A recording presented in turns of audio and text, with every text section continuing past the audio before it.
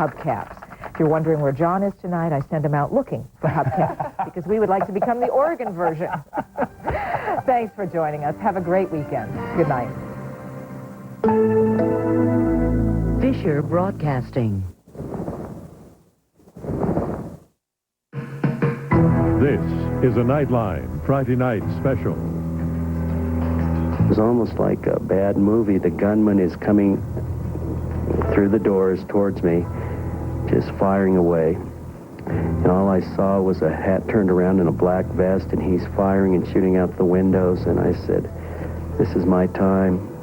It's time to go. And I really walked over to my side of the table, and he kind of looked down and said, hi. And I looked up at him and said, hi, Dylan, what are you doing? And he just kind of shrugged and said, oh, I'm killing people. Yeah, and then I looked up at him and I said, are you going to kill me? And he looked down and said, no, dude, run, just get out of here. Stop, making fun of people because the way they look or the way they dress. Because this is seriously so hard for people to go through because they have to kill people because they were made fun of. So I don't think that's right. I was walking around and one of the girls that was in my youth group, Cassie Bernal, has this really long, gorgeous blonde hair, and I saw this girl with blonde hair, and I had to look twice because I thought it was her. I thought it was Cassie, and it's not. So I don't think it's hit me really till tonight. And this young kid I'm glad that you was dying in front of me.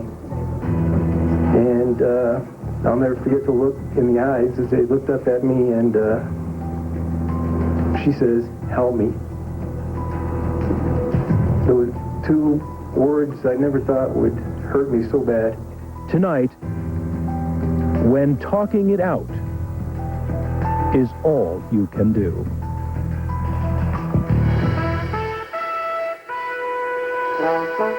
From ABC News, this is Nightline.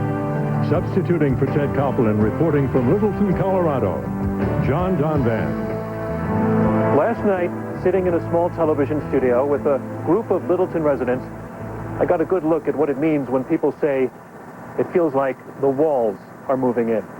If you saw last night's broadcast, you know it was a Nightline town meeting that linked a dozen or so members of this community by satellite with several hundred residents gathered in a church in Jonesboro, Arkansas, another American town where 13 months ago, schoolboys took up guns and turned them on their schoolmates and teachers. Hosted by Ted Koppel in Jonesboro, it was a chance for the people here to ask the people there how they have dealt with their nightmare, how they have managed to put it behind them. The trouble is, the answers from Jonesboro were not very encouraging. All of the people there are still angry. The emotions there are still raw. And as we watched that here in Littleton and talked about it afterwards, our small studio began to feel something like a cage as it hit everyone that there's not going to be any quick escape from this pain. I will carry this the rest of my life. My kids, Mitchell's siblings. You really had to be in that room to feel it. It was the look in everyone's eyes as they listened into Jonesboro. And the people who, again, were at the epicenter from the beginning, they are still trying to rebuild their lives. They're not even close. It was the way they slouched in their seats as they heard the anger still raging in that church hall. If they're going to watch violence, then let them go to the funeral. Let them see what happens when somebody's shot. And when the program went to a commercial break, we'll be back with that in a moment. It was the way that Paula Reed, an English teacher at Columbine, turned to the group and said out loud what everyone else was thinking. You're still so angry. And I guess I was hoping in a year we'd be better, and I don't think that's going to happen.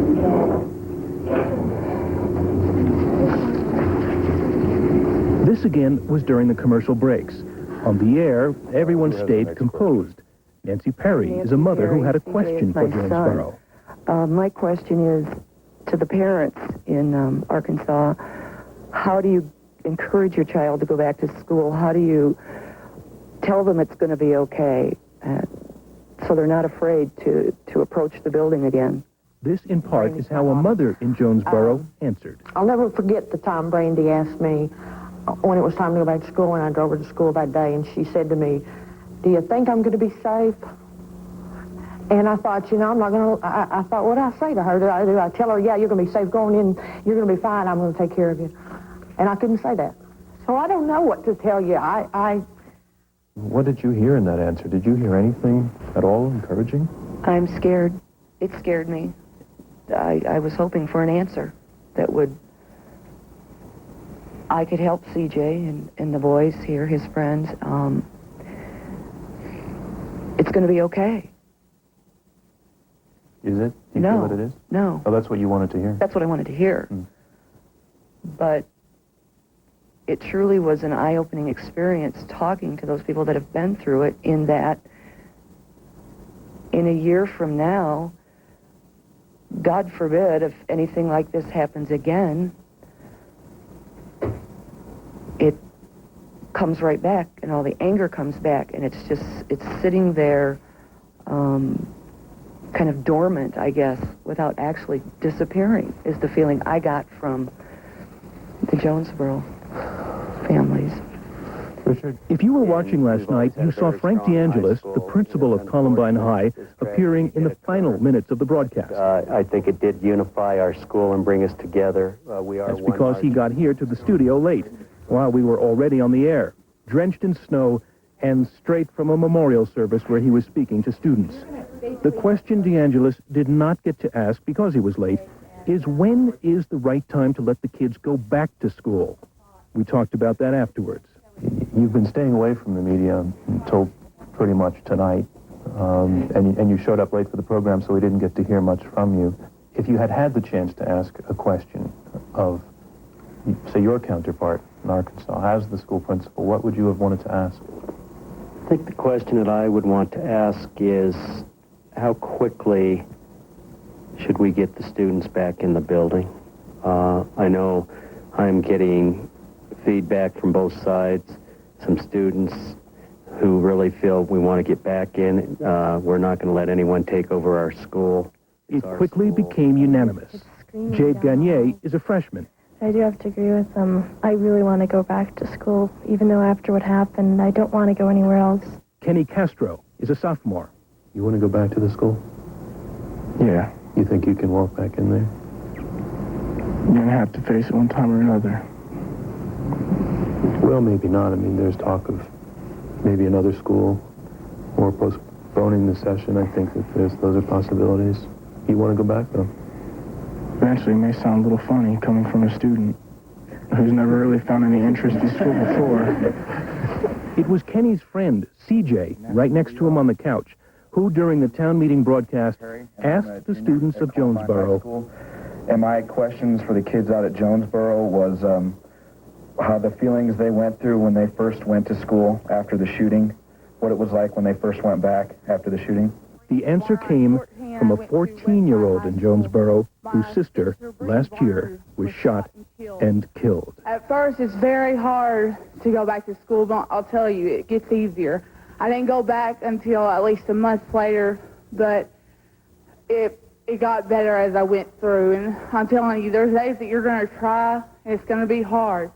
But, I mean, I had people there to talk to, and that's what really helps, and that's what will get you through. How soon? In our conversation afterward, it helped you to hear her say that? That each day gets a little bit better, that you know, and you're safe.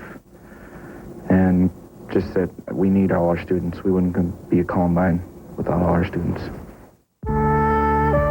This is ABC News Nightline, brought to you by Microsoft Web TV Service.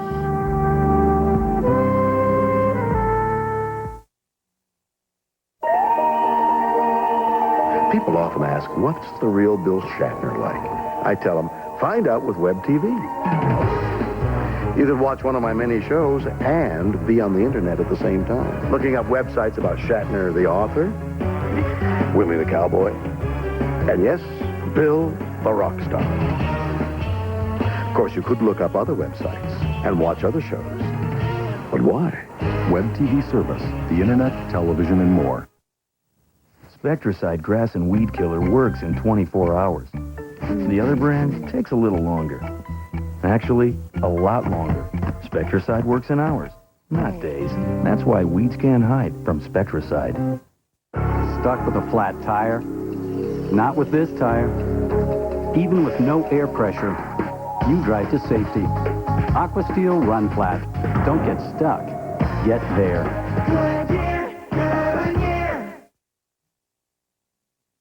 Sunday on This Week with Sam Donaldson and Cokie Roberts. NATO in Washington debates ground troops and Tipper Gore on school violence. ABC Sunday. Announcing Portland Antique Company's spring sale, where you'll find 20 to 50% off everything in our huge store. Tables, chairs, closets, couch sets, plus great accessories from around the world, all at low, low prices. More fantastic pieces will be displayed throughout the sale. Save an additional 10% during the last weekend of our spring sale at Portland Antique Company. Antiques and great home furnishings from around the world. Portland Antique Company, 12th and Northwest Gleason. Attention RV buyers. Over $60 million of inventory is being moved from all over the United States to Salem-Kaiser Volcano Stadium for the largest RV liquidation sale in over a decade. That's motorhomes, trailers, and fifth wheels, both new and used, and all will be up for bid. Yes, you make your own bid. Flash! Don't be confused by local dealers trying to compete. They can't. There's only one spot, Salem-Kaiser Volcano Stadium. Free admission, free parking, and all trades are welcome. It's happening now!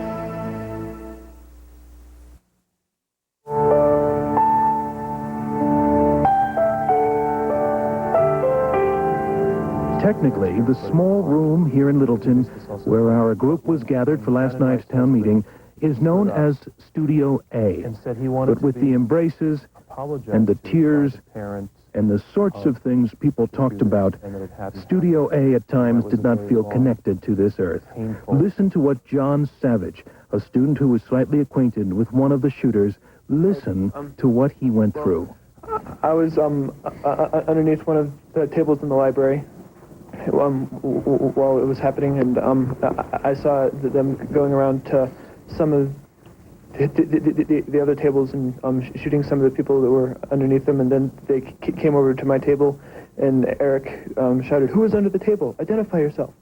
And I said, "It's John Savage." And Dylan walked over to my side of the table, and he kind of looked down and said, "Hi." And I looked up at him and said, "Hi, Dylan, what are you doing?" And he just kind of shrugged and said, "Oh, I'm killing people."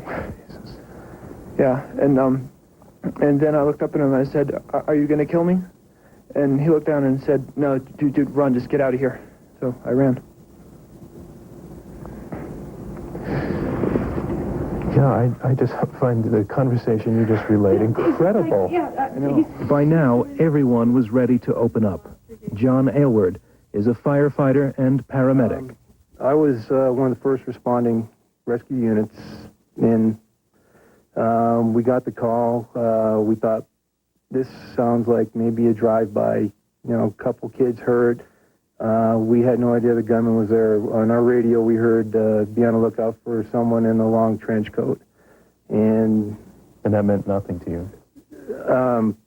Well, we're not looking for suspects. We're concerned about our patients. So on the way in, we figured we have some patients. Someone's going to bring us to the patients. We're going to treat our patients, get them to the hospital, and we're going home. Of course, it turned out to be much more than that. Rescue 13 had gone up where they had seen 2 or 3 other patients, and I had my patient on the ground right by my vehicle, and this young kid was dying in front of me. And I'll never forget the look in the eyes as they looked up at me, and she says, "Help me." There were 2 words I never thought would hurt me so bad. Wondering what can I do for this girl? In fact, Aylward got the girl to the hospital alive. I'm just so overcome with different emotions right now. I've been told several times by other people that I did make a difference, at least in one person's life. And you're really questioning that, whether you did your job there? I don't know. He did his job, no question. And I thank the doctor. He was there at the emergency room where I transferred my patient over to him. My name's Mark Mertens. I'm an emergency physician at Swedish Medical Center. This young lady was brought in to me she looked dead. And I look up to her, and she looks up at me and looks right at my eyes, and she's talking to me. And, you know, I reach down, and she has a bullet hole in her. And you know, what's your name? What's your phone number? And, you know, I need to help you now and to put you out of your pain. And you'll wake up in the intensive care unit, I promise. Martins, who with others saved the girl, says he has treated lots of bad cases, but nothing got to him like this week. We had taken care of Van Marie, and then another patient came in, and then we were getting ready for more patients, and other people had talked to my wife, and I hadn't really got my mind out of the ER doc mode yet to the father mode. And it was that time my best friend says, call your wife. And I call home, and my daughter answers the phone. And she's 17 and at Fairview, and you know, she came home and had heard all the stuff that's going on, and you know, that was my daughter on that table there. And you know, we all did our job. It was so clear last night that it hurt people to talk about these things, but they didn't really want to stop. It was as though they needed to talk. They needed to say these things. My name is Peter Forsberg, and I'm a junior, and I do know that these kids were picked on. And I do think that definitely played some part in this. I know that, I don't know if everyone saw it, but I know that there were some times when they just felt some serious abuse, I believe. Like what? Well, just things like, people had a tendency to call these guys, it was common to call them dirtbags. Everyone seemed to use that, and people would do rude things like throw stuff at them at lunch. Just basically, we made it so, since they were on the outside, sort of a lot of things, it seemed like. I've been that outcast. I've been there. I've been to that extreme low where you just feel worthless. You can't talk to anybody about anything, so I can understand why the parents don't know anything, because the children don't want to open up because they've been shunned all their lives. Frank, you every time the Trenchcoat Mafia comes up, you shake your head. I think there's certain people that want to depict this as we have these students walking down the hall running our school, and it's not happening. I mean, and you don't have to take my word for it. You can ask any of these students. They're there each and every day. I mean, these were students that hung out together. And, you know, they keep saying part of this, the two gunmen didn't wear trench coats, so I don't know where they're getting this information. Did you know these kids yourself? Yes, I knew Eric and I knew Dylan. Did you see any of this? No. I mean, and that was the first question that I asked as all this started happening. I asked our dean of students. I said, did we suspend them? You know, the typical things. Would there be a reason why they would want to seek revenge on Columbine High School? What would make them resort to these actions? And nothing. I mean, it was not there. There were no suspensions. There was not expulsions. You know, there was word that these kids were expelled from Columbine. They were not expelled from Columbine. They were not suspended. So for retaliation, I have no idea.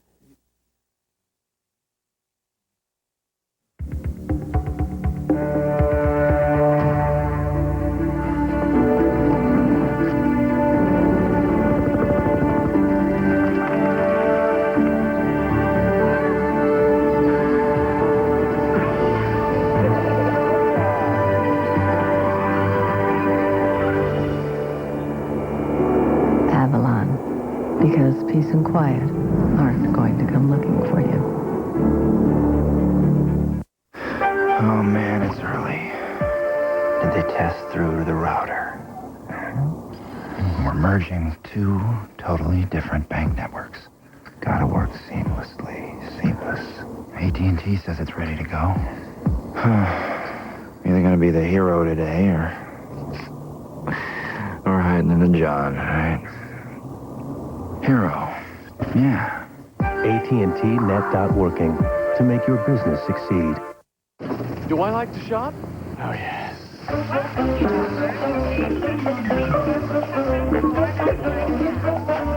you doing?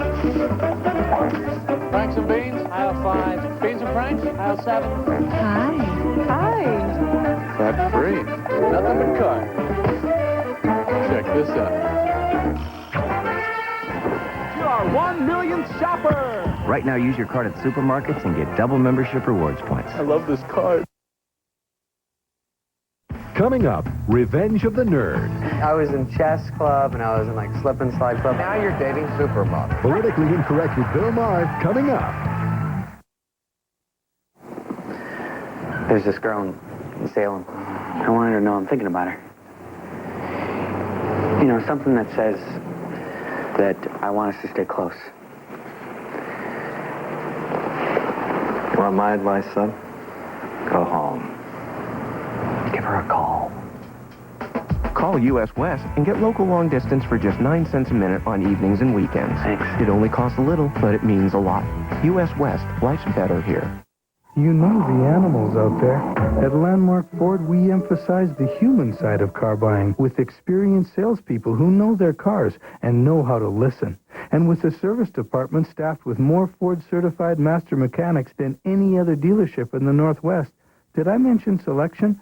Why monkey around? Remember, Landmark Ford can beat any local dealer's price. Come visit our one and only Tigard campus. Over 13 acres of savings. I-5 at the Haynes exit.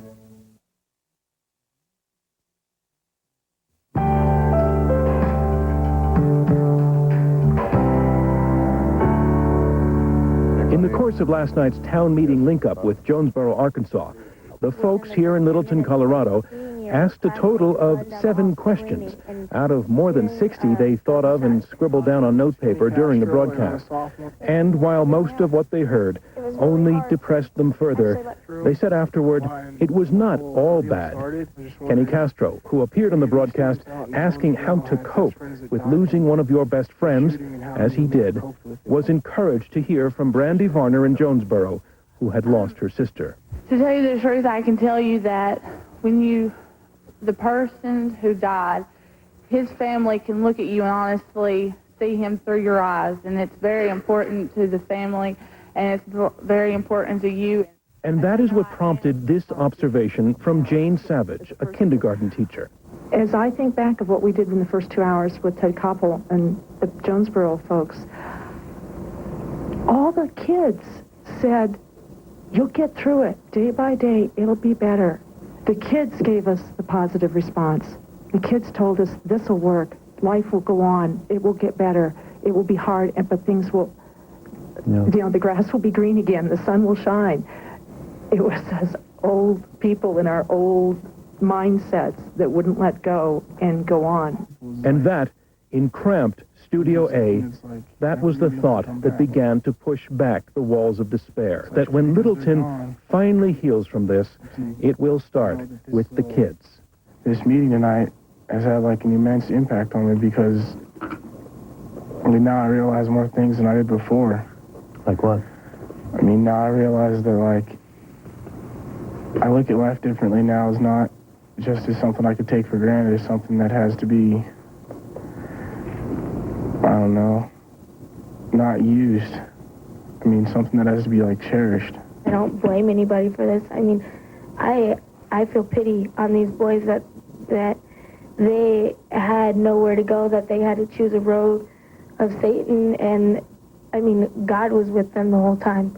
God is always there, and I feel bad that they didn't have him. We're going to create a situation at Columbine where I'm never not going to feel safe.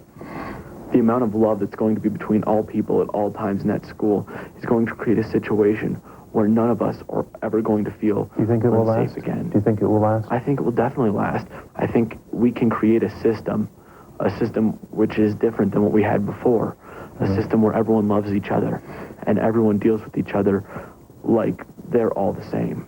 I feel that I can go back to school right now, be among the people that I can deal best with right now. I can be among people who understand what I'm going through, and I can feel safe again. I have so much confidence in the people at Columbine High School. the students, the staff, the community. I know we're going to make it. It's going to be hard. But I've spent 1.5 glorious years of my life in that school. I'm not about to let them go to waste because of one incident. It's amazing how strong everyone is and how many heroes we have in our school and how we all came together and hugged, and it was just people I know I hadn't seen in years and haven't talked to gave me a hug, and I gave people I didn't even know hugs just because they're at my school. There will be pieces of Columbine that will change because pieces of Columbine were destroyed and were damaged. But I think what's most important about a school is what's inside, and what's inside the hearts of the students and the faculty and the parents and the families, and that's even stronger. That was strong to begin with, and that's even stronger, and I think the Columbine was a great school, and it's going to be an even greater school. That was where we ended it last night, on an optimistic note and a little past midnight. And I can say that everyone there was profoundly touched by hearing from the people of Jonesboro and their 13-month head start on exiting the nightmare. They learned from Jonesboro that these are still early days, but they seemed convinced that when Littleton does begin to heal, it will heal outward, starting from a place called Columbine High School. I'll be back in a moment. We never thought we'd use OnStar for snakes. I just hate snakes. Yeah, traveling through Arizona, we blew a front tire. It shot off the road, and I looked down at the ground. It was crawling with rattlesnakes. It was unbelievable. I pushed the OnStar button. Within seconds, the OnStar advisor pinpointed our location and sent a tow truck. Call the paramedics. Yeah, and kept talking because we hate snakes. Yeah. The one-touch connection to people who can help. OnStar. Call 1-800-OnStar-7. The revolutionary Braun Oral-B 3D. It's the only plaque remover designed to pulsate deep between teeth. It pulsates to loosen plaque and oscillates to sweep it away. It cleans deep, better than an ordinary toothbrush. The Braun Oral-B 3D. It pulsates deep to clean better. Now is the perfect time to change the way you brush, because every Braun Oral-B plaque remover is specially priced.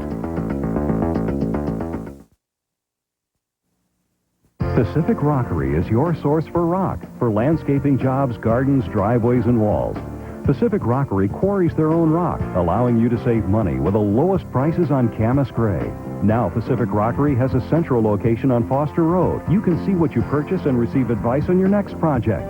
From boulders to sand, there's only one place to go. Pacific Rockery, 101st and Southeast Foster, Northeast 117th in Vancouver, and their wholesale location in Beaverton. This Saturday at Emporium, you choose the sale items. Save an additional 15% on everything in the store. That's right. You'll save an additional 15% on regular price, sale, and even clearance items. So don't waste time looking for what's on sale. It's all on sale from 9 a.m. to 9 p.m. Store-wide savings at Emporium. It's your sale. Every sport utility vehicle sold in America comes with a government warning. A warning about the risk of rollover. That government warning? Well, thankfully, that's one safety feature the Volvo Cross Country will never need.